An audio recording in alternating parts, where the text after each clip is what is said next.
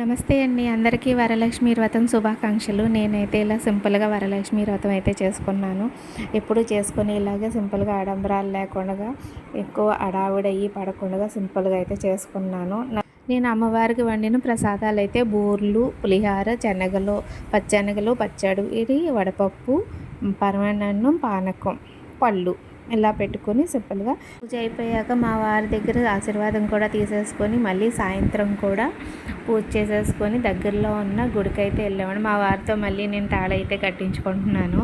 ఇది రూప్ అయితే కట్టించుకొని మా వారి కాళ్ళకి దండం పెట్టుకున్నాను. మళ్ళీ సాయంత్రం కూడా దగ్గరలో ఉన్న గుడికైతే వెళ్ళాము. అమ్మవారి దగ్గర పెట్టిన చీర అయితే కట్టుకున్నా అండి. పచ్చ రంగు చీర తీసుకున్నాను. గుడికైతే వెళ్ళాం అన్నాం కదా, అక్కడ కూడా లక్ష్మీదేవి వ్రతం చేయితే గుళ్ళో అయితే చేశారు పొద్దున్న. అదే అక్కడ దండం పెట్టుకున్నాం. గుళ్ళో పళ్ళు అవి ఇచ్చేసి బయటకు వచ్చేటప్పుడు ఫుల్ వర్షం అండి మాకైతేని. వర్షంలో వెళ్ళేటప్పుడు బాగానే ఉన్నది, వచ్చేటప్పుడు అయితే కనుక ఫుల్ వర్షం అన్నమాట.